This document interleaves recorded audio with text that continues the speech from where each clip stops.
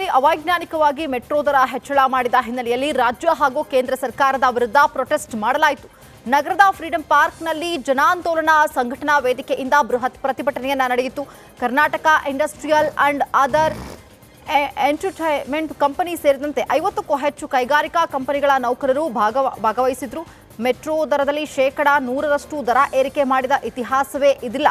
Metro ದರ ಈ ಬಾರಿ ಶೇಕಡಾ 100ರಷ್ಟು ಹೆಚ್ಚಳ ಮಾಡಿರುವುದು ಹಗಲು ದರೋಡೆಯೇ ಸರಿ. ಇದನ್ನ ವಿರೋಧಿಸಿದ ಮೇಲೆ ಶೇಕಡಾ 30ರಷ್ಟು ಇಳಿಕೆ ಮಾಡಿದ್ದಾರೆ ಅಂತ ಆಕ್ರೋಶವನ್ನ ಹೊರಹಾಕಿದ್ರು. ಇನ್ನು ಹಾಸನದ ಅಡವಿ ಬಂಟೇನಹಳ್ಳಿ ಗ್ರಾಮದಲ್ಲಿ ಅರಣ್ಯ ಇಲಾಖೆ ವಿರುದ್ಧ ಅನ್ನದಾತರು ತಿರುಗಿ ಬಿದ್ದಿದ್ದಾರೆ. ರೈತರ ಹೋರಾಟಕ್ಕೆ ಕರ್ನಾಟಕ ರೈತ ಪ್ರಾಂತೀಯ ಸಂಘ ಕೈ ಜೋಡಿಸಿದೆ. ರೈತರು ದಶಕಗಳಿಂದ ಉಳುಮೆ ಮಾಡಿಕೊಂಡಿರುವಂತಹ ಜಮೀನು ಅರಣ್ಯ ಇಲಾಖೆಗೆ ಸೇರಿದ್ದು ಅಂತ ಕಂದಕ ನಿರ್ಮಾಣ ಮಾಡಲಾಗಿದೆ. ರೈತರು ಉಳುಮೆ ಮಾಡಿರುವಂತಹ ಹೊಲಕ್ಕೆ ಅರಣ್ಯ ಇಲಾಖೆ ಟ್ರಂಚ್ ತೆಗೆದಿದೆ. ನಮ್ಮ ಭೂಮಿ ನಮಗೆ ಸೇರಿದ್ದು ಅಂತ ಅರಣ್ಯ ಇಲಾಖೆ ತೆಗೆದಂತ ಕಂದಕ ಮುಚ್ಚಲು ಈಗ ಮುಂದಾಗಿದ್ದಾರೆ.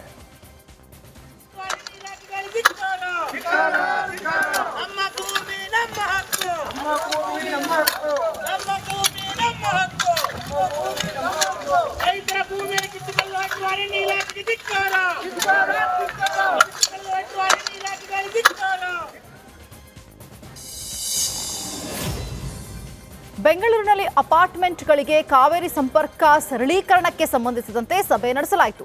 ಜಲಮಂಡಳಿ ಅಧ್ಯಕ್ಷರು ಸರಣಿ ಸಭೆಯನ್ನ ಮಾಡುವ ಮೂಲಕ ಅಪಾರ್ಟ್ಮೆಂಟ್ ಅಸೋಸಿಯೇಷನ್ ಗೊಂದಲ ಪರಿಹಾರಕ್ಕೆ ಮುಂದಾದರು.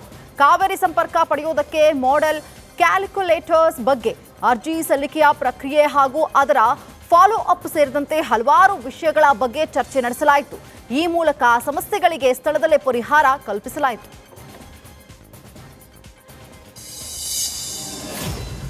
ಧಾರವಾಡ ಜಿಲ್ಲೆ ನವಲಗುಂದದಲ್ಲಿ ಶಾಸಕ NH ಕೋನರೆಡ್ಡಿ ಜನ್ಮ ದಿನಾಚರಣೆಯನ್ನ ಆಚರಣೆ ಮಾಡಲಾಯಿತು. ನವಲಗುಂದದಲ್ಲಿ ನಡೆದಿರುವಂತಹ ಹುಟ್ಟುಹಬ್ಬದ ಆಚರಣೆಯಲ್ಲಿ ಸಚಿವ ಸತೀಶ್ ಜಾರಕಿಹೊಳಿ ಭಾಗಿಯಾಗಿದ್ರು.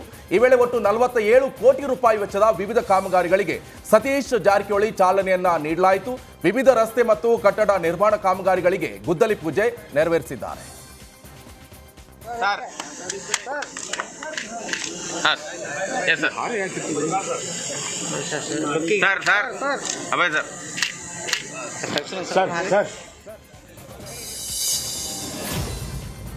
ಮಂಗಳೂರಿನ ಆಡ್ಯಾರ್ ಸಹ್ಯಾದ್ರಿ ಕಾಲೇಜು ಆವರಣದಲ್ಲಿ 2025ರ ಹೊಂಬೆಳಕು ಕಾರ್ಯಕ್ರಮವನ್ನ ನಡೆಸಲಾಯಿತು.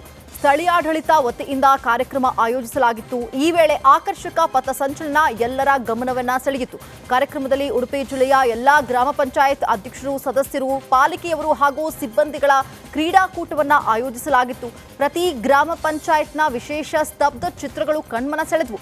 ಪಥಸಂಚಲನದಲ್ಲಿ ಕೃಷಿ ಬದುಕು, ಕಂಬಳ, ವಿವಿಧ ಕಲಾ ಪ್ರಕಾರಗಳು ಭಾಗವಹಿಸಿತು.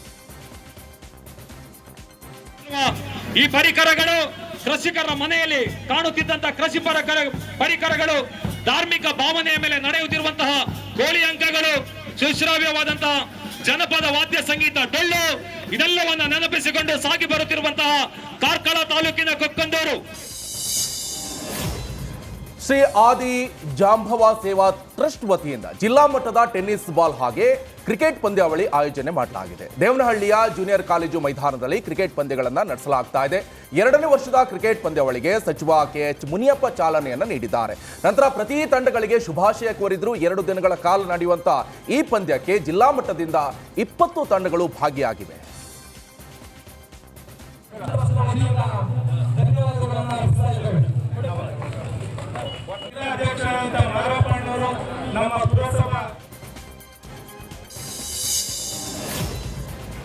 ಹಾವೇರಿಯ ಮಾಳಾಪುರ ಗ್ರಾಮದಲ್ಲಿ ಚಿರತೆ ಕಾರ್ಯಾಚರಣೆ ಪ್ರಕರಣ ಸಂಬಂಧ ಸಿಬ್ಬಂದಿಗಳಿಗೆ ಮತ್ತೊಂದು ಶಾಕ್ ಎದುರಾಗಿದೆ. ಕಾಲುವೆಯಲ್ಲಿ ಮುಳ್ಳು ಹಂದಿಗಳು ಕಂಡುಬಂದಿವೆ.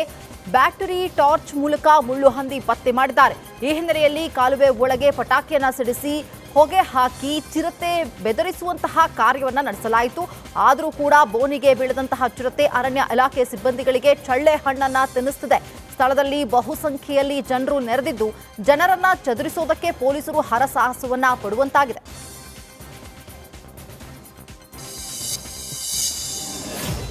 ವಿಜಯಪುರ ಜಿಲ್ಲಾಸ್ಪತ್ರೆಗೆ ಆರೋಗ್ಯ ಸಚಿವ ದಿನೇಶ್ ಗುಂಡೂರಾವ್ ಭೇಟಿಯನ್ನು ಕೊಟ್ಟಿದ್ದಾರೆ. ಆಸ್ಪತ್ರೆಯ ಆವರಣದಲ್ಲಿ ಮೆಮೊಗ್ರಾಫಿ ಯಂತ್ರ ಉದ್ಘಾಟನೆ ಮಾಡಿದ್ರು. ಈ ವೇಳೆ ಜಿಲ್ಲಾ ಉಸ್ತುವಾರಿ ಸಚಿವ MB ಪಾಟೀಲ್, ಸಕ್ಕರೆ ಸಚಿವ ಶಿವಾನಂದ ಪಾಟೀಲ್ ಹಾಗೆ ಇತರ ಅಧಿಕಾರಿಗಳು ಸಾಥ್ ಕೊಟ್ಟಿದ್ದಾರೆ.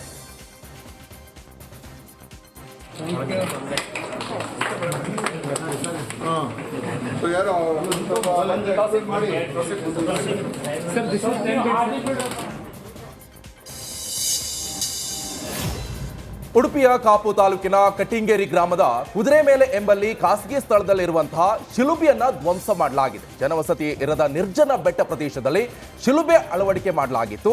ಕುಟುಂಬವೊಂದಕ್ಕೆ ಸೇರಿದ ಪೂಜಾ ಸ್ಥಳ ಇದಾಗಿದ್ದು ಶಿಲುಬೆ ಧ್ವಂಸದಿಂದ ಸಮುದಾಯದ ಧಾರ್ಮಿಕ ಭಾವನೆಗಳಿಗೆ ಧಕ್ಕೆಯಾಗಿದೆ ಅಂತ ಕಟ್ಟಿಂಗೇರಿಯ ಪ್ಲಾಲಿವನ್ ಎಂಬುವರು ದೂರನ್ನ ಕೊಟ್ಟಿದ್ದಾರೆ. ದೆಹಲಿಯ ನೂತನ ಮುಖ್ಯಮಂತ್ರಿ ರೇಖಾ ಗುಪ್ತಾರನ್ನ ಸ್ವಾಗತಿಸುವುದಕ್ಕೆ ಅವರ ನಿವಾಸದತ್ತ ಜನರ ದಂಡೆ ಹರಿದು ಬಂದಿದೆ. ರೇಖಾ ಗುಪ್ತಾರಿಗೆ ಹೂಗುಚ್ಛವನ್ನ ಕೊಟ್ಟು ಹಾಗೂ ವಿವಿಧ ಪ್ರತಿಮೆಗಳನ್ನ ಕೊಟ್ಟು ಶುಭ ಕೋರಲಾಯಿತು.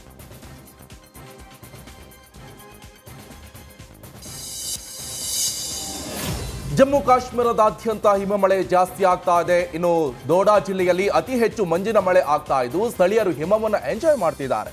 ಈ ದೃಶ್ಯ ಎಲ್ಲರ ಕಣ್ಮನ ಸೆಳೀತಾ ಇದೆ.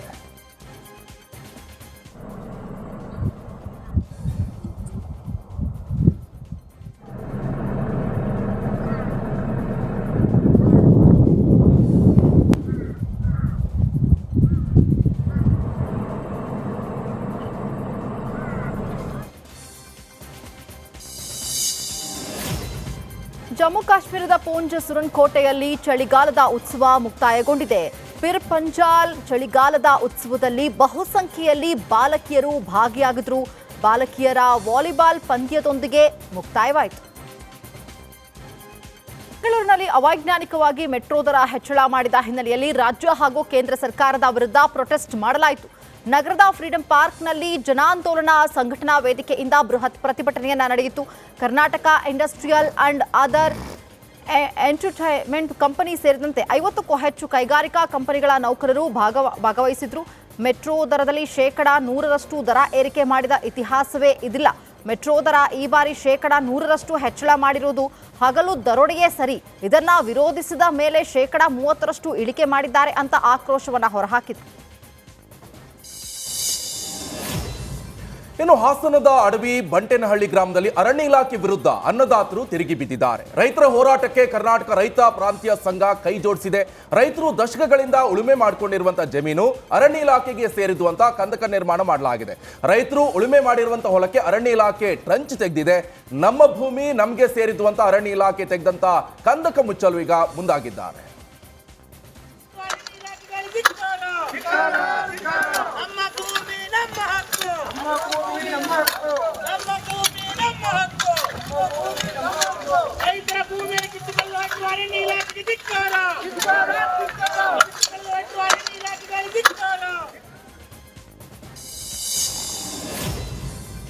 ಬೆಂಗಳೂರಿನಲ್ಲಿ ಅಪಾರ್ಟ್ಮೆಂಟ್ಗಳಿಗೆ ಕಾವೇರಿ ಸಂಪರ್ಕ ಸರಳೀಕರಣಕ್ಕೆ ಸಂಬಂಧಿಸಿದಂತೆ ಸಭೆ ನಡೆಸಲಾಯಿತು. ಜಲಮಂಡಳಿ ಅಧ್ಯಕ್ಷರು ಸರಣಿ ಸಭೆಯನ್ನ ಮಾಡುವ ಮೂಲಕ ಅಪಾರ್ಟ್ಮೆಂಟ್ ಅಸೋಸಿಯೇಷನ್ ಗೊಂದಲ ಪರಿಹಾರಕ್ಕೆ ಮುಂದಾದರು. ಕಾವೇರಿ ಸಂಪರ್ಕ ಪಡೆಯುವುದಕ್ಕೆ ಮಾಡೆಲ್ ಕ್ಯಾಲ್ಕುಲೇಟರ್ಸ್ ಬಗ್ಗೆ ಅರ್ಜಿ ಸಲ್ಲಿಕೆಯ ಪ್ರಕ್ರಿಯೆ ಹಾಗೂ ಅದರ ಫಾಲೋ ಅಪ್ ಸೇರಿದಂತೆ ಹಲವಾರು ವಿಷಯಗಳ ಬಗ್ಗೆ ಚರ್ಚೆ ನಡೆಸಲಾಯಿತು. ಈ ಮೂಲಕ ಸಮಸ್ಯೆಗಳಿಗೆ ಸ್ಥಳದಲ್ಲೇ ಪರಿಹಾರ ಕಲ್ಪಿಸಲಾಯಿತು.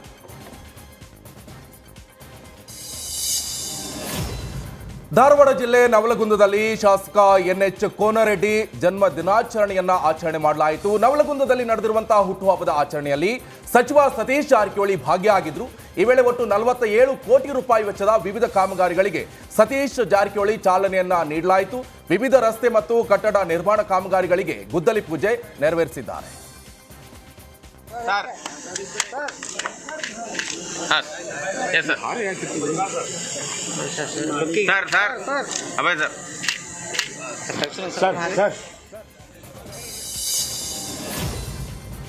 ಮಂಗಳೂರಿನ ಆಡ್ಯಾರ್ ಸಹ್ಯಾದ್ರಿ ಕಾಲೇಜು ಆವರಣದಲ್ಲಿ 2025ರ ಹೊಂಬೆಳಕು ಕಾರ್ಯಕ್ರಮವನ್ನ ನಡೆಸಲಾಯಿತು.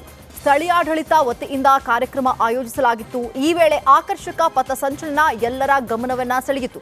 ಕಾರ್ಯಕ್ರಮದಲ್ಲಿ ಉಡುಪಿ ಜಿಲ್ಲೆಯ ಎಲ್ಲಾ ಗ್ರಾಮ ಪಂಚಾಯತ್ ಅಧ್ಯಕ್ಷರು, ಸದಸ್ಯರು, ಪಾಲಿಕೆಯವರು ಹಾಗೂ ಸಿಬ್ಬಂದಿಗಳ ಕ್ರೀಡಾಕೂಟವನ್ನ ಆಯೋಜಿಸಲಾಗಿತ್ತು. ಪ್ರತಿ ಗ್ರಾಮ ಪಂಚಾಯತ್ನ ವಿಶೇಷ ಸ್ತಬ್ಧ ಚಿತ್ರಗಳು ಕಣ್ಮನ ಸೆಳೆದವು. ಪಥಸಂಚಲನದಲ್ಲಿ ಕೃಷಿ ಬದುಕು, ಕಂಬಳ, ವಿವಿಧ ಕಲಾ ಪ್ರಕಾರಗಳು ಭಾಗವಹಿಸಿತು. ಈ ಪರಿಕರಗಳು ಕೃಷಿಕರ ಮನೆಯಲ್ಲಿ ಕಾಣುತ್ತಿದ್ದಂತ ಕೃಷಿ ಪರಿಕರಗಳು ಧಾರ್ಮಿಕ ಭಾವನೆಯ ಮೇಲೆ ನಡೆಯುತ್ತಿರುವಂತಹ ಕೋಳಿ ಅಂಕಗಳು ಸುಶ್ರಾವ್ಯವಾದಂತಹ ಜನಪದ ವಾದ್ಯ ಸಂಗೀತ ಡೊಳ್ಳು ಇದೆಲ್ಲವನ್ನ ನೆನಪಿಸಿಕೊಂಡು ಸಾಗಿ ಬರುತ್ತಿರುವಂತಹ ಕಾರ್ಕಳ ತಾಲೂಕಿನ ಕೊಕ್ಕಂದೂರು ಶ್ರೀ ಆದಿ ಜಾಂಬವ ಸೇವಾ ಟ್ರಸ್ಟ್ ವತಿಯಿಂದ ಜಿಲ್ಲಾ ಮಟ್ಟದ ಟೆನ್ನಿಸ್ ಬಾಲ್ ಹಾಗೆ ಕ್ರಿಕೆಟ್ ಪಂದ್ಯಾವಳಿ ಆಯೋಜನೆ ಮಾಡಲಾಗಿದೆ. ದೇವನಹಳ್ಳಿಯ ಜೂನಿಯರ್ ಕಾಲೇಜು ಮೈದಾನದಲ್ಲಿ ಕ್ರಿಕೆಟ್ ಪಂದ್ಯಗಳನ್ನು ನಡೆಸಲಾಗ್ತಾ ಇದೆ.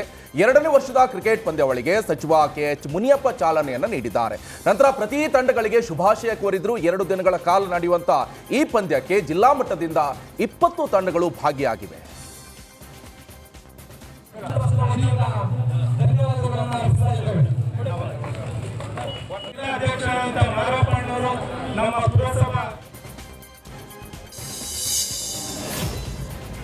ಹಾವೇರಿಯ ಮಾಳಾಪುರ ಗ್ರಾಮದಲ್ಲಿ ಚಿರತೆ ಕಾರ್ಯಾಚರಣೆ ಪ್ರಕರಣ ಸಂಬಂಧ ಸಿಬ್ಬಂದಿಗಳಿಗೆ ಮತ್ತೊಂದು ಶಾಕ್ ಎದುರಾಗಿದೆ.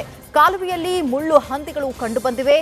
ಬ್ಯಾಟರಿ ಟಾರ್ಚ್ ಮೂಲಕ ಮುಳ್ಳು ಹಂದಿ ಪತ್ತೆ ಮಾಡಿದ್ದಾರೆ. ಈ ಹಿನ್ನೆಲೆಯಲ್ಲಿ ಕಾಲುವೆ ಒಳಗೆ ಪಟಾಕಿಯನ್ನ ಸಿಡಿಸಿ ಹೊಗೆ ಹಾಕಿ ಚಿರತೆ ಬೆದರಿಸುವಂತಹ ಕಾರ್ಯವನ್ನ ನಡೆಸಲಾಯಿತು.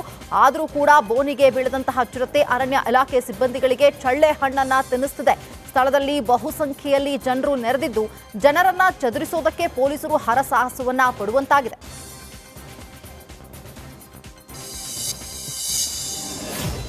ವಿಜಯಪುರ ಜಿಲ್ಲಾಸ್ಪತ್ರೆಗೆ ಆರೋಗ್ಯ ಸಚಿವ ದಿನೇಶ್ ಗುಂಡೂರಾವ್ ಭೇಟಿಯನ್ನು ಕೊಟ್ಟಿದ್ದಾರೆ. ಆಸ್ಪತ್ರೆಯ ಆವರಣದಲ್ಲಿ ಮೆಮೊಗ್ರಾಫಿ ಯಂತ್ರ ಉದ್ಘಾಟನೆ ಮಾಡಿದ್ರು. ಈ ವೇಳೆ ಜಿಲ್ಲಾ ಉಸ್ತುವಾರಿ ಸಚಿವ MB ಪಾಟೀಲ್, ಸಕ್ಕರೆ ಸಚಿವ ಶಿವಾನಂದ ಪಾಟೀಲ್ ಹಾಗೆ ಇತರ ಅಧಿಕಾರಿಗಳು ಸಾಥ್ ಕೊಟ್ಟಿದ್ದಾರೆ.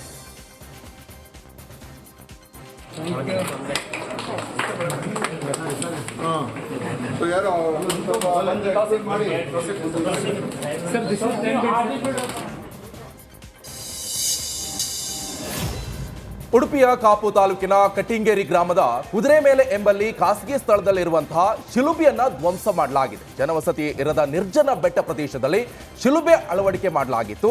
ಕುಟುಂಬವೊಂದಕ್ಕೆ ಸೇರಿದ ಪೂಜಾ ಸ್ಥಳ ಇದಾಗಿದ್ದು ಶಿಲುಬೆ ಧ್ವಂಸದಿಂದ ಸಮುದಾಯದ ಧಾರ್ಮಿಕ ಭಾವನೆಗಳಿಗೆ ಧಕ್ಕೆಯಾಗಿದೆ ಅಂತ ಕಟ್ಟಿಂಗೇರಿಯ ಪ್ಲಾಲಿವನ್ ಎಂಬುವರು ದೂರನ್ನ ಕೊಟ್ಟಿದ್ದಾರೆ. ದೆಹಲಿಯ ನೂತನ ಮುಖ್ಯಮಂತ್ರಿ ರೇಖಾ ಗುಪ್ತಾರನ್ನ ಸ್ವಾಗತಿಸುವುದಕ್ಕೆ ಅವರ ನಿವಾಸದತ್ತ ಜನರ ದಂಡೆ ಹರಿದು ಬಂದಿದೆ. ರೇಖಾ ಗುಪ್ತಾರಿಗೆ ಹೂಗುಚ್ಛವನ್ನ ಕೊಟ್ಟು ಹಾಗೂ ವಿವಿಧ ಪ್ರತಿಮೆಗಳನ್ನ ಕೊಟ್ಟು ಶುಭ ಕೋರಲಾಯಿತು.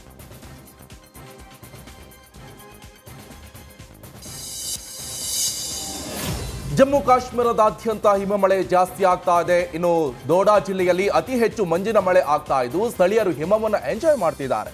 ಈ ದೃಶ್ಯ ಎಲ್ಲರ ಕಣ್ಮನ ಸೆಳೀತಾ ಇದೆ.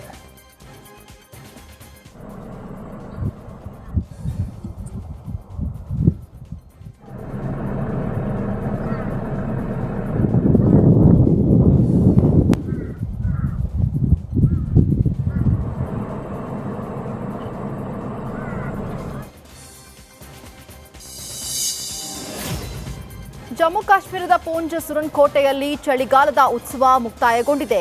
ಪಿರ್ ಪಂಜಾಲ್ ಚಳಿಗಾಲದ ಉತ್ಸವದಲ್ಲಿ ಬಹುಸಂಖ್ಯೆಯಲ್ಲಿ ಬಾಲಕಿಯರು ಭಾಗಿಯಾಗಿದ್ರು. ಬಾಲಕಿಯರ ವಾಲಿಬಾಲ್ ಪಂದ್ಯದೊಂದಿಗೆ ಮುಕ್ತಾಯವಾಯಿತು.